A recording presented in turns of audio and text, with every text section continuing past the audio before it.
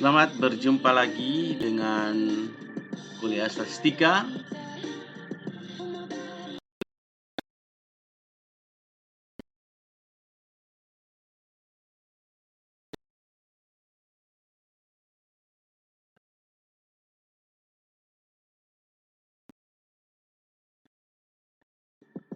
Rancangan bujur sangkar Latin atau yang sering disebut dengan Latin Square adalah merupakan salah satu rancangan dasar dari 3 rancangan dasar yang pernah kita bahas atau kita pelajari, yaitu rancangan acak lengkap dan rancangan acak kelompok. Sering juga disebut dengan rancangan acak kelompok lengkap. Kita sudah bahas pada pertemuan sebelumnya bagaimana perbedaan antara ketiga rancangan dasar tersebut. Oleh karena itu, kali ini kita akan membahas tentang bagaimana cara melakukan perhitungan. Kita bisa melakukan perhitungan secara manual, namun tentunya itu membutuhkan waktu yang cukup lama dan membutuhkan ketelitian. Oleh karena itu, dengan menggunakan bantuan aplikasi SPSS ataupun dengan NITEP, kita bisa melakukan perhitungan dengan sangat singkat dan tepat. Nah, di sini ada satu penelitian, ya, contoh penelitian, di mana penelitian pengaruh pemberian konsentrat terhadap produksi susu kambing Etawa, di mana kita menggunakan treatment atau perlakuan yang kita berikan adalah 5 macam konsentrat. Yang menjadi baris adalah 5 periode pengamatan atau periode laktasi. Sedangkan yang menjadi kolom adalah 5 ekor kambing Etawa betina yang produksinya itu bervariasi. Kita sudah membahas bagaimana syarat pemakaian rancangan bujur sangkar Latin pada pertemuan sebelumnya, yaitu faktor lingkungan. Itu ada 2 yang menjadi sumber keragaman.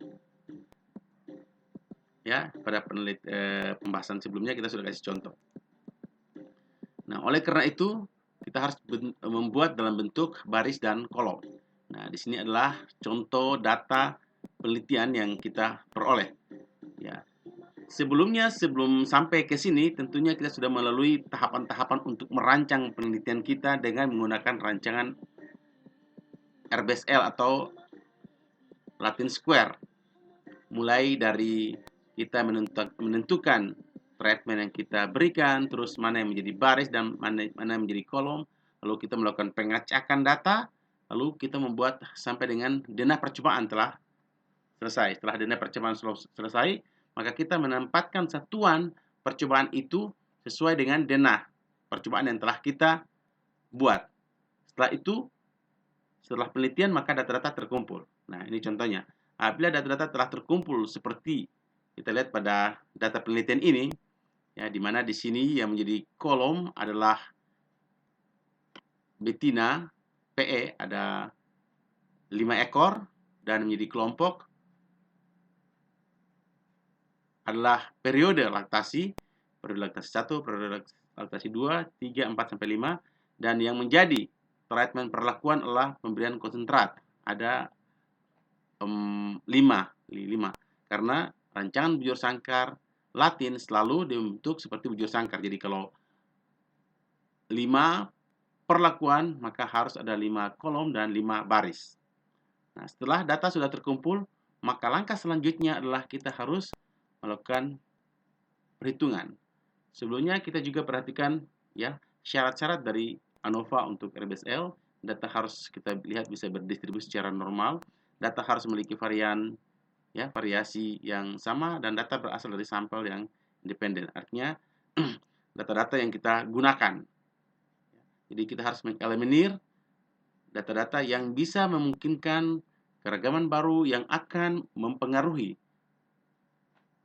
hasil akhir kita, sehingga penguasaan terhadap apa yang kita teliti di mana biasanya pada bab 2 itu adalah kita sudah menyantumkan atau sudah membahas mendalam tentang kajian pustaka sampai dengan kita membuat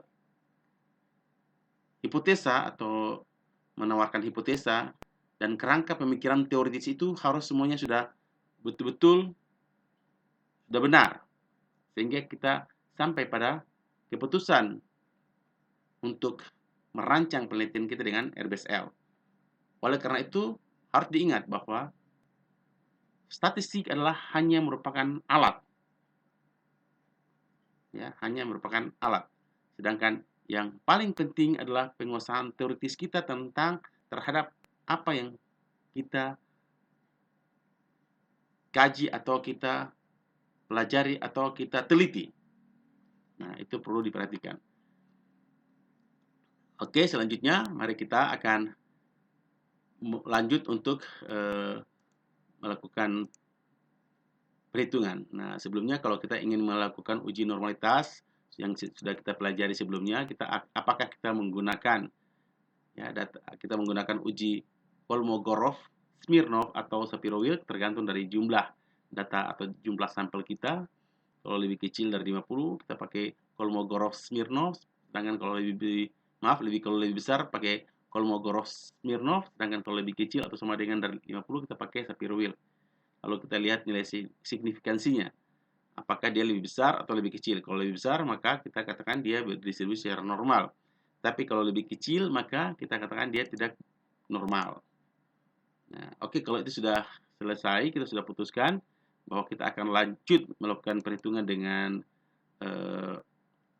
SPSS, aplikasi SPSS, maka kita harus sudah menginstal SPSS dan kita sudah paham bagaimana cara kerja SPSS, sehingga ketika kita menginput data atau memasukkan data kepada SPSS itu sudah tepat. Nah, ini kita lihat data kita yang tadi ini data penelitian kita. Nah, bagusnya kalau kita sudah susun seperti ini, ya. Jadi kolom, baris, konsentrat, ini produksi. Ya, jadi ini adalah kolom, baris. Di sini kalau kolom 1, ya ini kolom 1. Kolom 1 baris ke-1. Jadi kolom 1 baris ke-1 ini. Ya, ini angkanya 0,89, 0,89. Terus kolom 1 baris kedua, ini kolom 1 baris kedua 0,67, ya 0,67. Kolom 1 baris ketiga 0,53.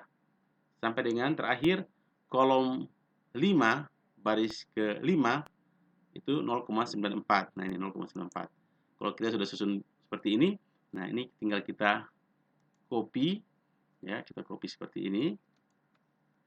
Seperti biasa, lalu kita tinggal masukkan ke dalam SPSS. Nah, kita sudah masukkan.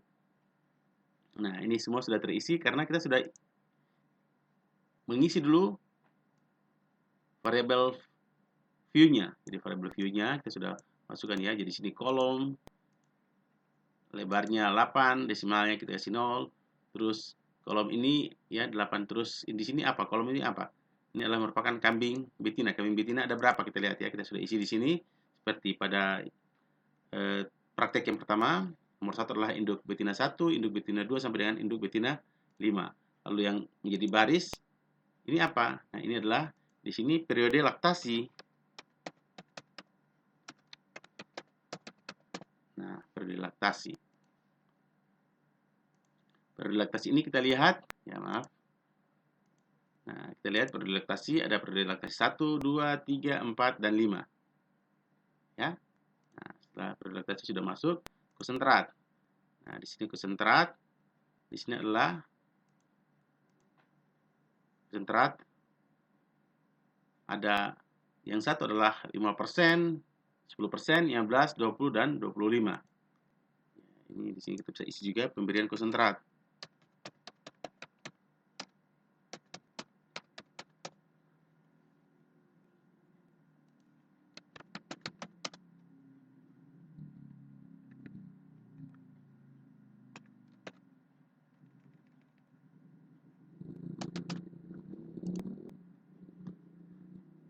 Nah, sehingga data kita sudah seluruhnya kita sudah masukkan ke dalam aplikasi SPSS seperti ini.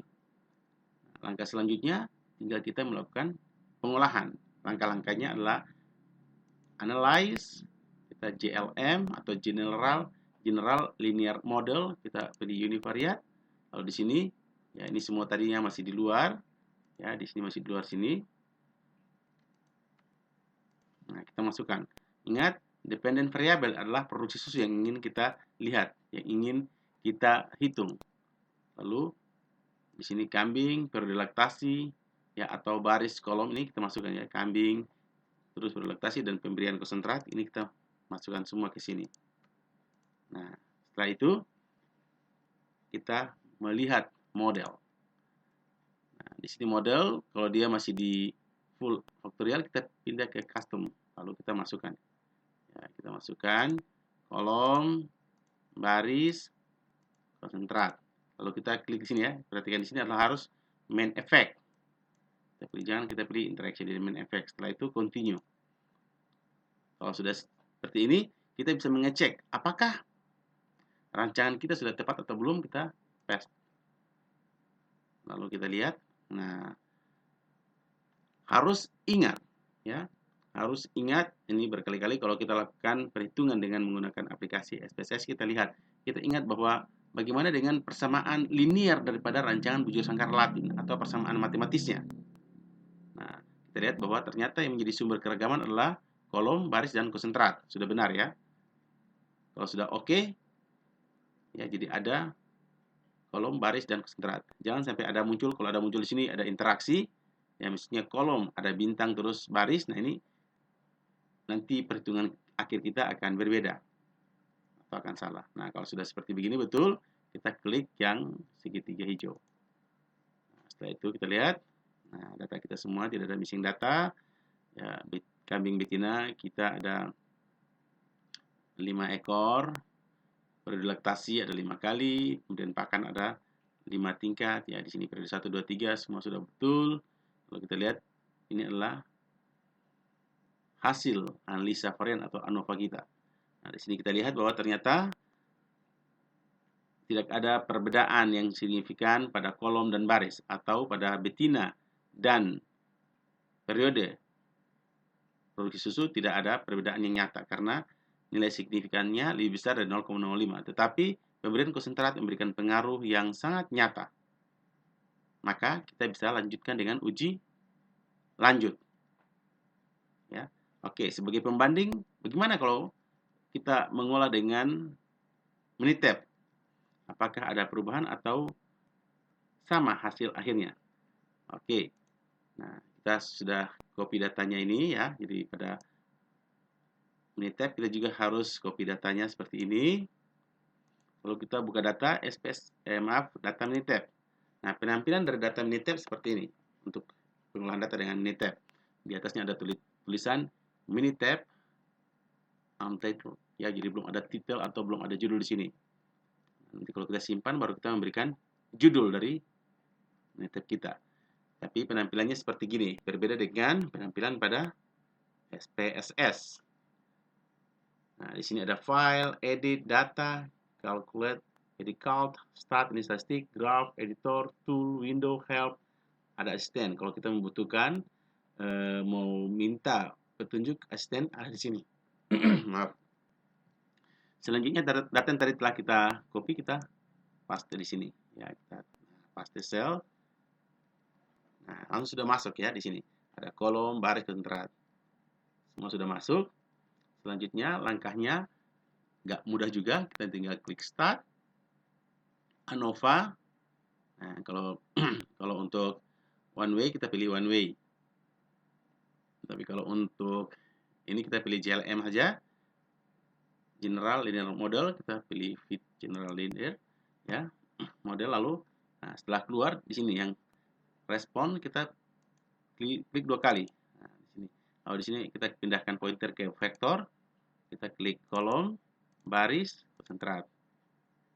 Nah, lihat karena linear model atau persamaan matematis daripada rancangan bujur sangkar Latin ada tiga sumber keragaman seperti ini. Seperti tadi pada SPSS. Nah, kalau sudah seperti gini kita tinggal klik oke. Kalau pada Minitab, langsung hasil analisanya keluar pada layar yang sama. Ya. Jadi sebelum menjalankan Minitab, harus semuanya sudah melakukan install program atau aplikasi Minitab. Nah, kita lihat hasil ANOVA-nya mana? Nah, ini analysis of variance. Di sini kita lihat p-value. Kalau tadi kita lihat sig, tulisnya sig, ini p-value. Ini f hitung. Ya. Kuadrat tengah, jumlah kuadrat tengah ini ada semua di sini. Kalau kita lihat datanya apakah sama atau tidak, nah, kita bisa lihat di sini ya, apakah dia sama atau tidak. Nah,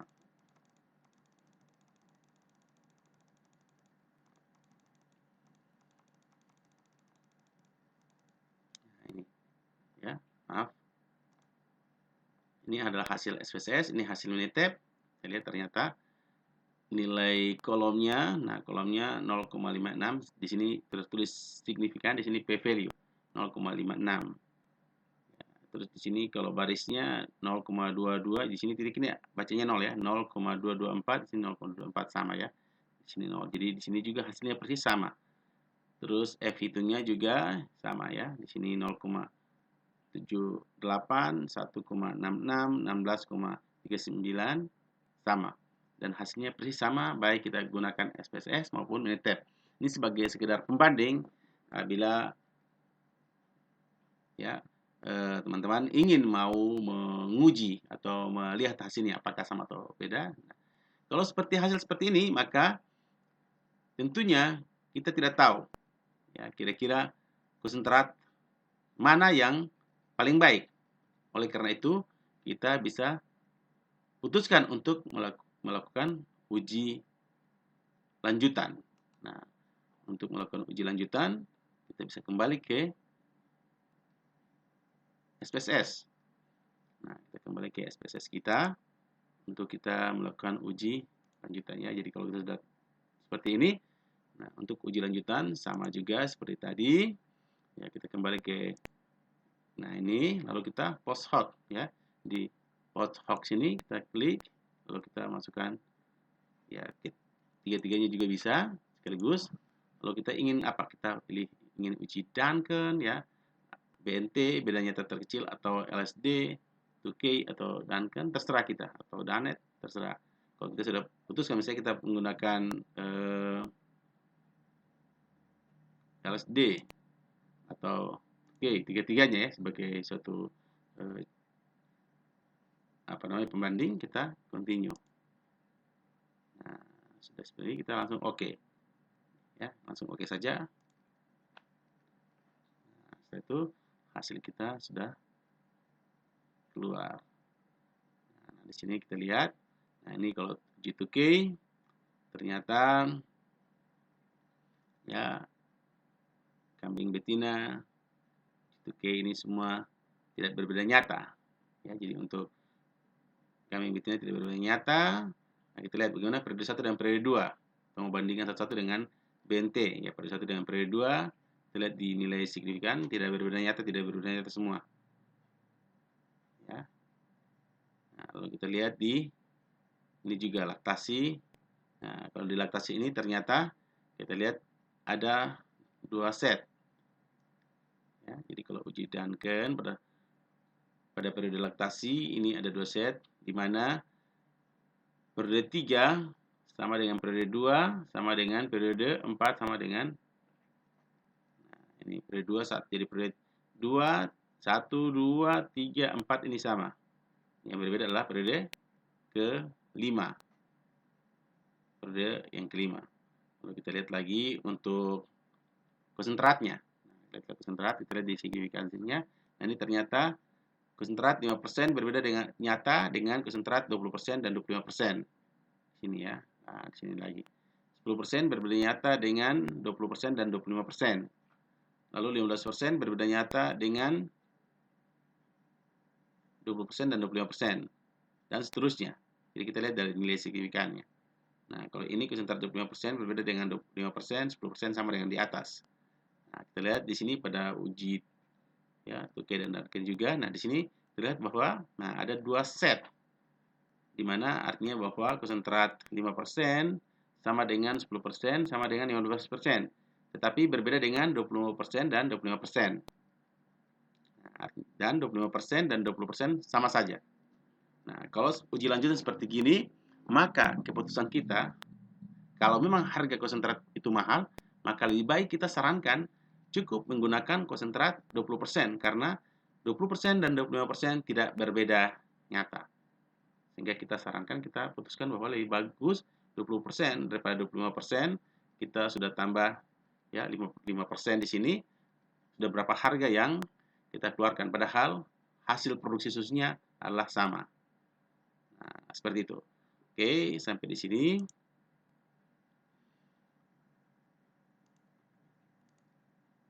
Berharap semuanya sudah paham. Apabila ada yang mau ditanyakan, silakan disampaikan. Terima kasih.